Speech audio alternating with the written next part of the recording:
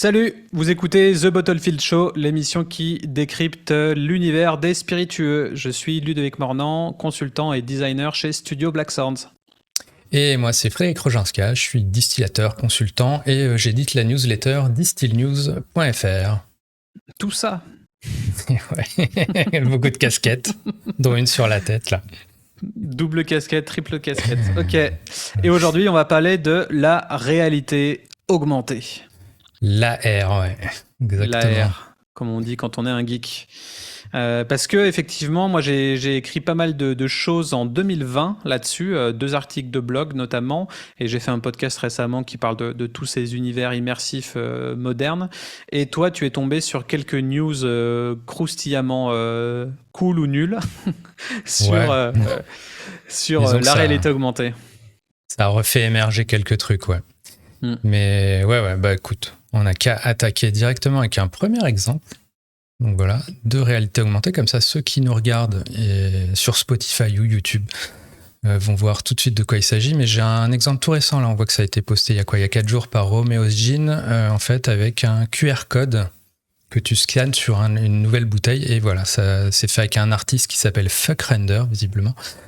Et voilà, ça fait un petit effet comme ça. Bon, moi, je reste assez dubitatif quand je vois ça. Je me dis, bon, ok, est-ce que ça va améliorer ma dégustation en fait, ou pas ça ressemble beaucoup à une exposition d'art contemporain que j'avais faite il y a peut-être 3-4 ans, qui était un peu sur la découverte de ces espaces immersifs. Et en l'occurrence, ça faisait sens de scanner un tableau qui était affiché au mur, parce que le tableau devenait vivant à travers le téléphone, donc c'était plutôt intéressant. Là, une bouteille, c'est inconsommable, c'est encore autre chose. Voilà. Enfin, en gros, moi, ma réflexion, c'est qu'est-ce que ça apporte ? Toi, t'es consommateur, ok, tu scannes, ok, bon, très bien, c'est joli ou c'est pas joli. Après, c'est à l'appréciation de chacun. Mais moi qui ai envie de me faire un Negroni, un Ginto, bon, ok. Tu vas le faire une fois. Tu fais ok, tu vas faire waouh ou pas waouh, et puis c'est fini, quoi. Donc je sais pas si en termes d'investissement... Beaucoup d'entreprises se lancent pour ce côté waouh, justement, et c'est à tort souvent, parce que ils n'ont pas de storytelling à raconter, ils n'ont pas de produits forcément nouveaux, ils veulent juste créer de la nouvelle technologie en pensant qu'un effet waouh, ça fera forcément acheter, ce qui n'est absolument pas vrai. Et d'ailleurs, l'AR... elle fait pas forcément un flop, mais ça marche pas très bien en France, en tout cas peut-être pas encore tout de suite, parce que justement, alors on va peut-être resituer qu'est-ce que c'est exactement pour ceux qui sauraient pas trop. Globalement, on a son smartphone à la main, et comme si on scannait un QR code, on peut potentiellement scanner soit un autre type de code via Shazam ou via d'autres applications comme Zapar, Biplar, tout ça, des applications de réalité augmentée, soit un peu plus moderne, scanner directement l'étiquette en elle-même, et l'application qu'on utilise reconnaît le visuel de l'étiquette et déclenche une expérience à travers son smartphone. Donc en gros, on prend le smartphone, on le plaque devant une étiquette, vin, spiritueux, bière, et puis l'expérience se déclenche à travers le téléphone, et on peut voir, comme quand on met son appareil photo en marche, notre monde à nous, dans la pièce dans laquelle on est, et puis la bouteille qu'on tient à la main, mais quelque chose peut se passer tout autour. Donc ça peut être génial, ça peut être juste une pop-up et quelques calques qui arrive au-dessus de la bouteille pour dire cliquez là pour aller sur le website, cliquez là pour aller sur telle vidéo, cliquez là pour en savoir plus. Il y a différents types en fonction du budget d'expériences qui peuvent se déclencher. Là, clairement, ce que tu montes, c'est un peu plus, c'est un budget un peu plus conséquent, parce que c'est une vraie expérience immersive. Quand c'est juste une pop-up qui s'affiche avec une action où tu dois cliquer pour aller sur le site internet, clairement, autant ne pas dépenser son argent pour faire ça n'apporte strictement rien. Donc voilà, il y a différents types on va pouvoir le voir dans les articles, différents types d'expériences qui peuvent être mises en place. Mais voilà, en gros, tout le monde a un smartphone aujourd'hui. Et ce côté réalité augmentée, il est déjà natif, en fait. Il existe déjà dans le téléphone. Donc, en fait, potentiellement, dans la poche de tout le monde, il y a cette capacité de rendre ces étiquettes intelligentes et créatives. Donc, c'est ça qui est puissant dans la réalité augmentée. Après, l'utilisation, c'est sûr que est-ce que tu vas te trimballer avec ton portable et tout scanner chez ton caviste pour voir toutes les expériences de toutes les bouteilles? Je suis pas sûr que tu aies forcément le temps ni l'envie.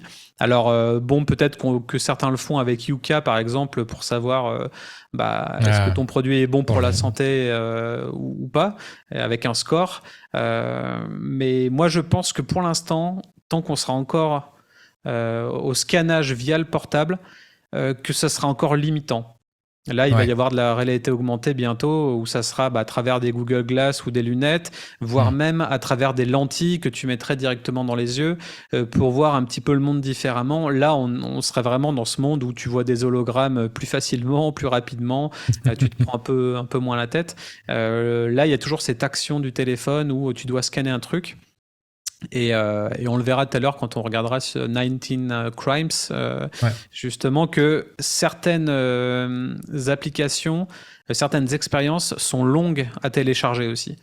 Donc en gros, des fois, il suffit pas juste de scanner l'étiquette et hop, on voit directement un truc qui se passe. Non, au final, ça dépend de ta connexion Internet. Et le truc peut faire 20, 100, 200, 300 mégas à télécharger.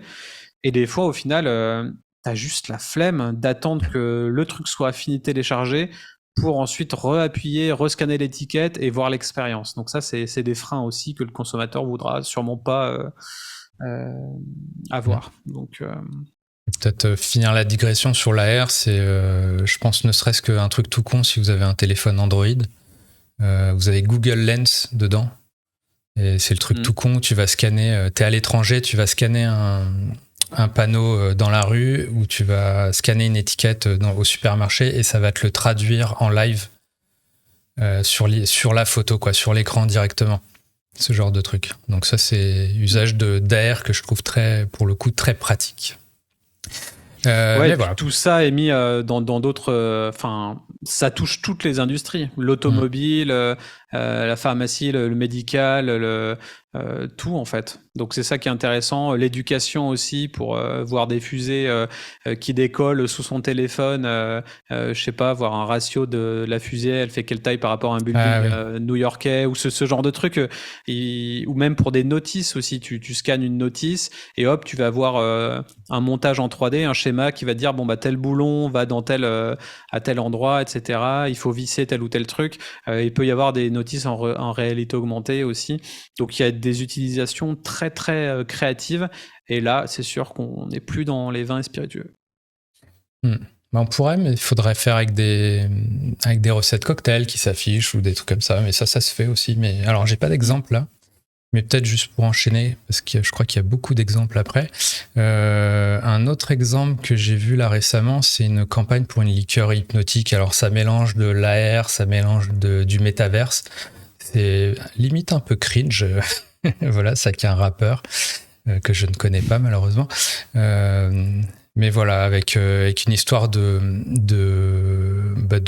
code QR code à scanner dans la rue, et puis t'as des NFT. Alors voilà, j'avoue, pourquoi faire, quoi. La grande question, pourquoi faire. Voilà. Ouais, donc là pour moi c'est plus une utilisation. En gros, tu scannes quelque chose, mais qui te renvoie sur des collectibles pour une utilisation métaverse, quoi. Donc, c'est pas forcément de la réalité augmentée à proprement parler. Oui, effectivement. Je sais pas, mais vu qu'il le présente aussi un peu comme ça, je me suis laissé avoir. Enfin bref, et je trouve même pas ça très joli. Un truc c'est totalement cliché. Qui date un peu, c'est hop là, on va le remettre. C'est une vidéo, c'est un bar, un très bon bar à Londres qui s'appelle The Alchemist et qui a fait un menu en réalité augmentée. Donc en fait, ils te servent ton cocktail avec des cartes, je crois comme des cartes de tarot, et en fait tu les scannais et puis tout à coup ton cocktail prenait vie. Il y avait des animations autour. Donc là, je trouve le niveau est quand même plus intéressant. Ça va, pour le coup, augmenter ton expérience, littéralement. du cocktail, peut-être créer un univers autour, une histoire, qui fait que t'es pas juste en train de coller un truc à ta bouche et à boire. Mais voilà, donc des Et là, petits c'est exemples. quelque chose de scannable. C'est quelque chose de scannable en bar ou une fois que tu as ton cocktail chez toi à la maison, c'est dans quel moment, dans quelles circonstances? C'est dans le bar, c'est avec le cocktail. En gros, on te sert ton cocktail avec une carte de tarot qui, elle, va activer le truc. Non, c'est une expérience de bar pour le coup. Ça, c'est intéressant. Ça étend un petit peu l'expérience. Et effectivement, quand tu es dans un bar, bah, tu es là pour perdre un peu du temps. T'es avec tes potes, tu rigoles, tu parles de tout et n'importe quoi. C'est pas grave si tu passes 2-3 minutes à triper sur un truc en particulier ou à étendre ton rituel de consommation.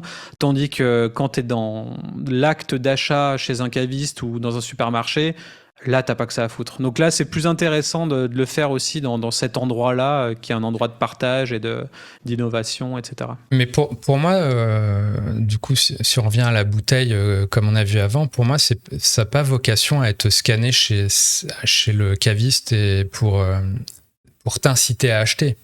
C'est plus pour augmenter ton expérience une fois que tu as acheté le produit, parce que ça va. Alors là, c'était genre un truc d'art numérique, donc après, ça parle ou pas aux gens. Mais une fois que tu as acheté la bouteille, hop, tu scannes le truc et il y a un barman qui apparaît qui te dit « Ok, tu vas mettre 4 centilitres de ça, 3 centilitres de ça. » Et tu vois, là ça a un intérêt. C'est après l'achat, mais pour moi, c'est surtout pas un argument pour vendre la bouteille.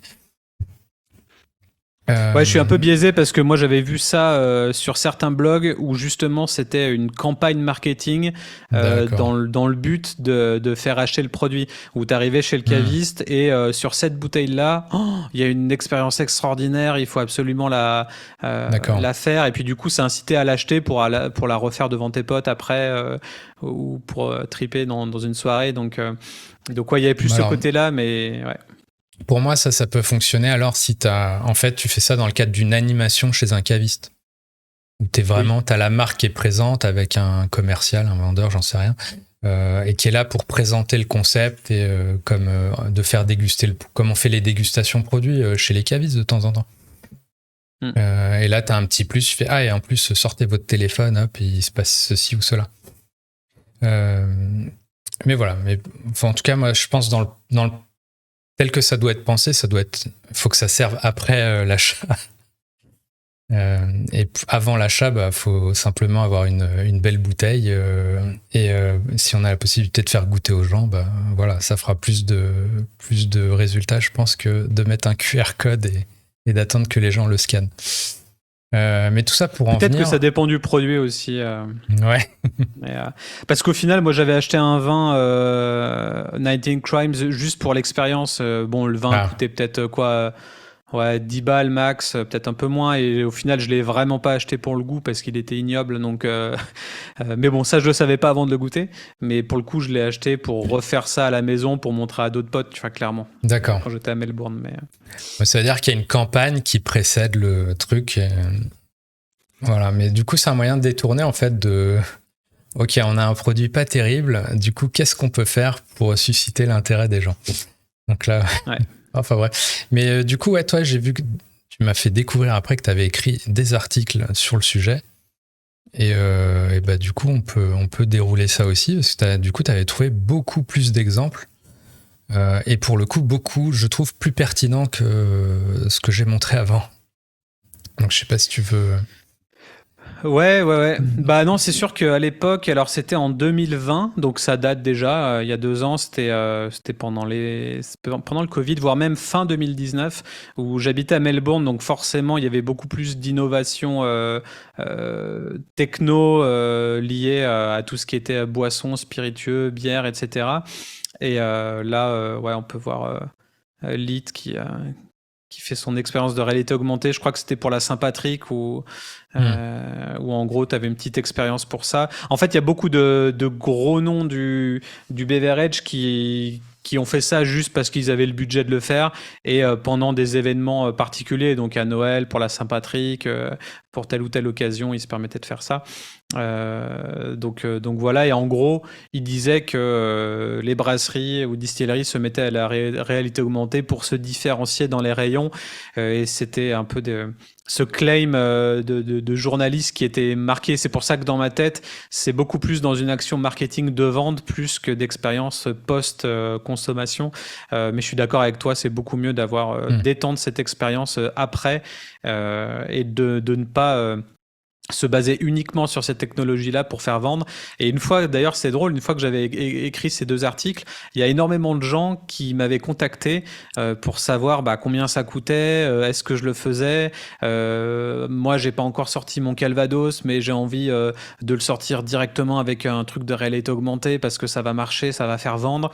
Et tout le monde me disait ça, tout le monde voulait juste ça pour faire vendre. Wow. Sans penser au storytelling et compagnie. Donc tous les gens que j'ai eu au téléphone, au final, personne n'a jamais rien fait. C'est ça le storytelling, c'est que notre marque a fait de l'AR. Ouais, c'est ça. Et bon, au final, ils voulaient juste savoir combien ça coûtait et puis se rendre compte qu'ils pouvaient pas se le permettre dans tous les cas. Donc voilà. Mais non, ce qui était intéressant, alors ça sera plus sur le 2e article où je présente 9 étiquettes intelligentes. Donc évidemment, on mettra les liens en description pour aller lire tout ça en détail. Hop là. Et on passe au 2e article justement. Ouais. Et là, du coup, il y a des exemples assez intéressants et un peu tous différents. Le premier que j'avais mis, c'était Jean Bombay Saphir, du coup, qui avait fait une expérience, alors en soi pas très folle. Clairement, c'est là où je disais, tu scannes. Alors là, tu scannais via Shazam, parce que Shazam était un peu high-tech à l'époque. Et en gros, ils avaient un partenariat avec Shazam où ils ont un espèce de code, comme un QR code, mais spécial Shazam. Et quand tu ouvres Shazam, tu scannes l'étiquette et puis là tu vois l'étiquette qui commence à s'embellir, etc. Mais là au final c'est quoi? L'étiquette elle se fleurit et en fait t'as juste trois pauvres pop-up en fait qui s'affichent. Donc c'est un peu chiant comme expérience. Ah mais t'as une recette de cocktail quand même, tu vois. Ouais. Donc t'as des recettes de cocktail, mais en soi c'est un poil plus visuel que juste avoir un QR code qui redirige direct sur YouTube. Mais je trouve pas quand même l'expérience si folle que ça pour le prix que ça peut coûter.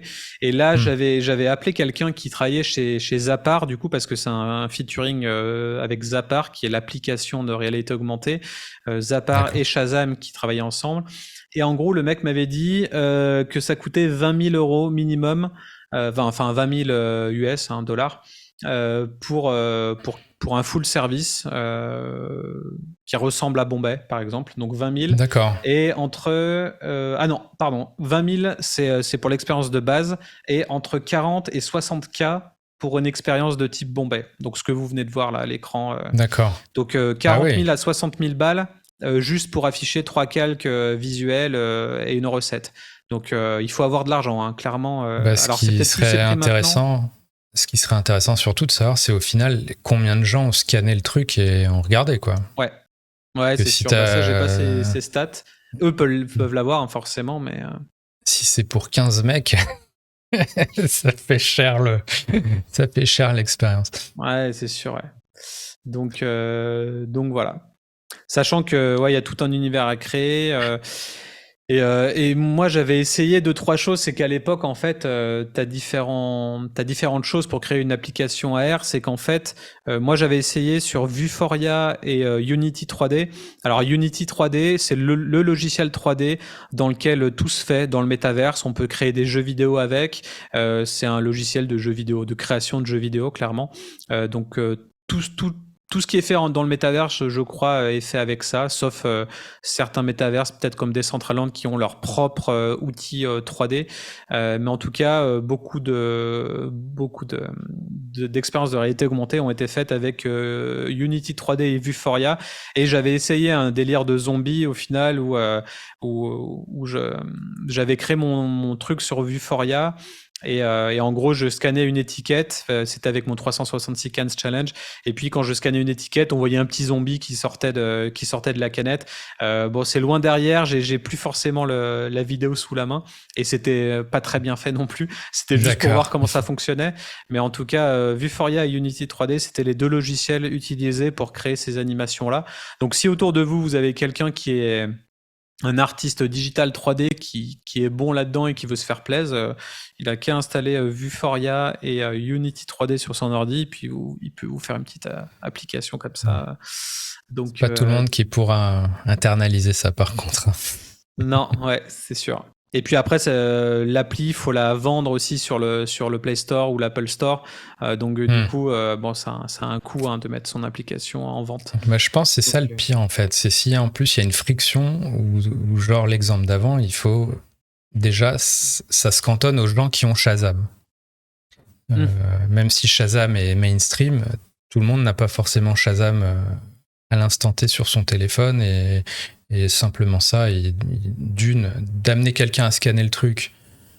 Si en plus il faut qu'il installe une app, il y a un peu de la magie qui se perd aussi dans le truc, quoi.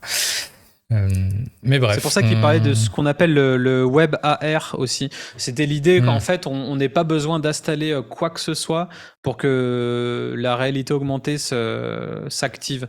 Et ça, en gros, c'était il y a 2 ans, j'ai pas encore vu ce qu'il en était aujourd'hui, mais il y a pas mal de technologies et de navigateurs, dont Chrome et compagnie, Opera, qui travaillaient sur le fait de directement scanner la page web, en fait, et en gros, tout se passe dans le navigateur, il n'y a pas besoin d'installer quoi que ce soit comme application. Donc, juste un lien web et puis c'est réglé, quoi. Ouais. Donc là, on voit quoi? On voit Jack Daniels.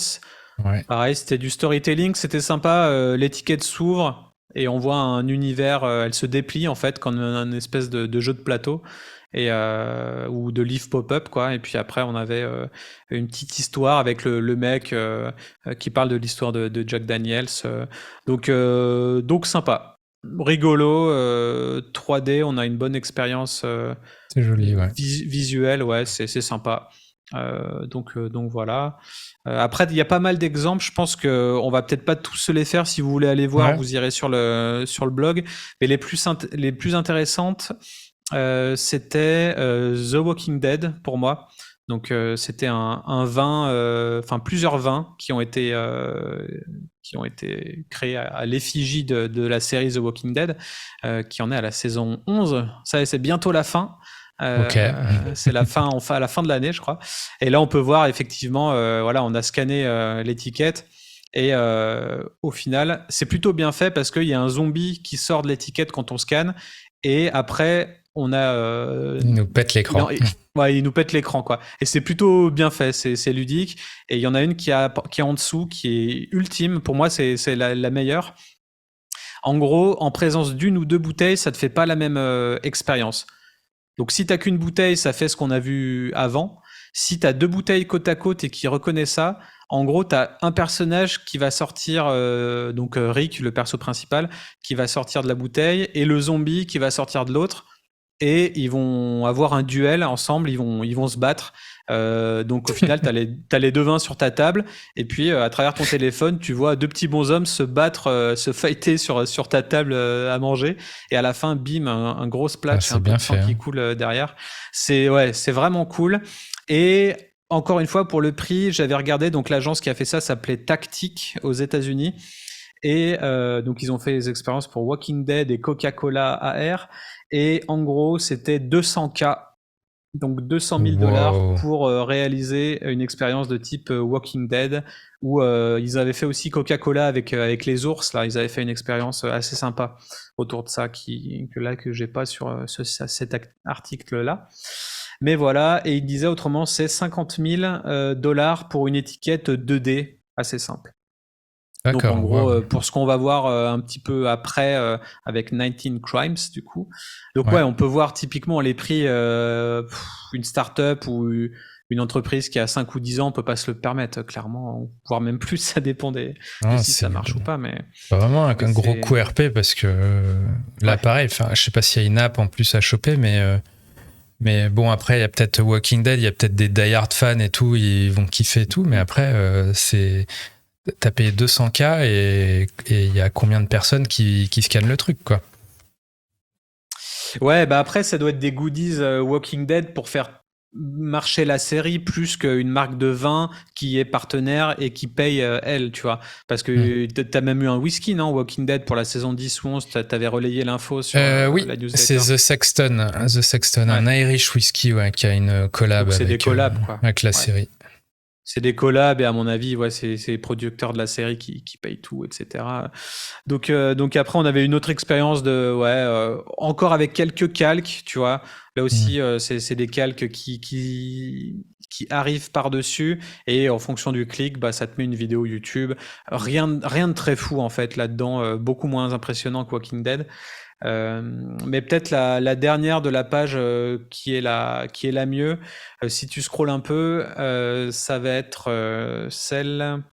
Ça, c'était pas dégueu, Glenlivet, là, juste c'est d'avoir le master distiller qui apparaît. Déjà, je trouvais juste on met une tête quoi derrière. Ok, j'ai une bouteille de Glenlivet et c'est lui le master distiller. Après, et puis il me raconte un peu l'histoire de tout ça. C'est un peu enjolivé. Après, j'ai un peu de mal avec ces vidéos alpha détourées. J'ai un peu de mal avec ce truc quand même. C'est un petit hologramme, quoi. C'est un hologramme en 2D avant l'heure, quoi. C'est clair. Ouais, pour moi, le meilleur, c'était le deuxième meilleur, c'était 19 Crimes. Donc, c'est une fameuse marque de vin d'Australie qui est élaboré par Treasury Wines Estate et du coup donc c'est un gros vignoble quoi et en gros l'idée c'était de mettre des prisonniers à l'époque. En gros l'Australie c'était la prison des Anglais quoi, donc tous les gens qui étaient condamnés à être prisonniers, à aller en prison, ils allaient sur l'Australie qui était une île et qui était une prison gigantesque. Et en gros, c'est un Alcatraz géant en fait. Voilà, c'est ça. Ouais. C'est ça. Après, ça a bien changé, mais du coup, l'idée c'était de faire parler ces gens qui ont commis des crimes. Et à l'époque, on pouvait voir que c'était pas des crimes vraiment fous du tout, qu'il y a beaucoup de choses qui étaient bannies. Et en fait, l'idée là, de la réalité augmentée, c'est de faire parler chaque prisonnier à travers son téléphone. Et c'est plutôt bien fait en fait. Ils ont fait, je pense, juste la bouche et les yeux, peut-être le nez pour donner une atmosphère vivante. Mais en tout cas, là pour le coup, il faut télécharger leur application qui s'appelle Living Wine, quelque chose comme ça. Living Wine, ouais, je crois, sur Android ou App Store. Et en gros, eux, ils ont créé une application spécifique à Treasury Wines dans laquelle ils ont fait 4 ou 5 expériences AR avec leur marque à eux. Donc, c'est un gros business. Hein. Et il faut savoir que grâce à ça, ils ont réussi à développer le marché aux États-Unis. Donc, mine de rien, c'est un coup marketing pour un achat, mais là, ça a aussi été un coup marketing réussi pour importer toute la gamme aux États-Unis et que ça soit un succès aux États-Unis parce que maintenant, il y a une bouteille. Un coup, quoi. Ouais, c'est un coup énorme et le mec est passé à la télé sur plein de trucs et ils en ont fait une bouteille avec Snoop Dogg aux États-Unis. D'accord. Donc Snoop Dogg c'était l'ambassadeur de 19 Crimes, donc ça allait bien avec son aura de badass et de rappeur gangsta rap et au final ils ont fait un truc de Snoop Dogg et je l'ai pas encore rajouté dans cet article, je le mettrai peut-être un jour quand je remettrai à jour, mais en tout cas il y a 2-3 vidéos qui tournent, vous pouvez aller voir sur YouTube où au final on peut avoir l'expérience de Snoop et en gros tu as des choses supplémentaires au-delà de que juste il parle devant ton ordi. Tu peux aller un peu plus loin. En gros, ça peut débloquer 2-3 trucs où à la fin, tu es sur un site où il dit ask a question to the dog father et en gros, tu poses des questions à Snoop Dogg et puis il te répond, mais il te répond des trucs qui n'ont rien à voir avec ta question, donc c'est un peu naze, mais c'est drôle quand même. Mais par contre, on pourrait voir sur ces vidéos-là que ça prend un max de temps à downloader ce genre d'expérience. Donc en gros, ouais, on voit la nana qui est en train de scanner le truc et elle attend quelques minutes, entre 5 à 7 minutes que le truc soit téléchargé sur son téléphone. Donc en gros, bon voilà, ça prend énormément de ressources, quoi. Donc, c'est étonnant parce que quitte à développer une appli pour ça, autant que les vidéos soient préchargées dans l'appli, soit dedans. Bah ouais. Quoi. Ouais, comme ça, tu perds du temps à choper l'appli, mais après, c'est fonctionnel. Ok, bah, c'était clairement beaucoup plus funky, je trouve, tout ça. Ouais, mais en tout cas, là, tout ça, ça date de 2-3 ans. Hein. Donc, en attendant, il s'est développé la réalité virtuelle, le métaverse à fond avec tout le délire Facebook, Meta, etc. Et puis, on l'a vu, toutes les méta-brasseries, toutes les méta-distilleries. Et du coup, la R est un peu partie aux oubliettes. Mais je sais pas à quel point ça va pouvoir revenir. Alors peut-être que c'est comme les QR codes il y a 10 ans, ça n'a pas marché en France. Et là, l'AR va revenir en force peut-être dans 3-5 ans. Je sais pas. Bah, le QR code, on a trouvé une fonction avec le Covid. Ouais. De pouvoir afficher un menu sans avoir à toucher un menu physiquement et en restant sur son téléphone personnel. Ouais. Il nous faut peut-être une autre pandémie pour apprécier l'AR. On verra. L'AR, ouais. Bah, l'AR, tu vois, je me dis, en fait, je sais pas, ouais. Si tu venais... tout à l'heure, on parlait en off de vrac et tout. C'est peut-être là que ça aura plus de sens, quoi. Si t'as pas l'expérience via la bouteille ou via le... Enfin, bref. Peut-être qu'elle viendra autrement. Mais ça sera un autre sujet de débat. Ouais, on sera encore dans le turfu. Hein. Voilà.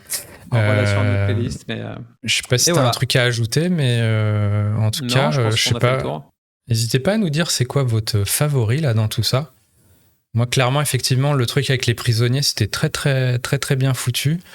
Moi, sur Bombay, je trouve que c'est pas, il y a rien de fou, mais c'est bien réalisé en tout cas. Donc, je trouvais ça plutôt pas mal. Limite, j'ai préféré à Jack Daniels, tu vois. Et ouais, clairement, ouais. Walking Dead, j'imagine que celui qui aura le plus plu aussi, mais n'hésitez pas à nous dire. Et voilà. Et on se dit dans tous les cas à la semaine prochaine pour un nouvel épisode. Et du coup, ouais, ça sera pour les designs. On va faire du graphic design, enfin du packaging design la semaine pro. Packaging. Voilà. Bah, d'ici là, abonnez-vous. Hein. Commentez tout ça. Et portez-vous bien. Exactement. Allez, ciao. Ciao.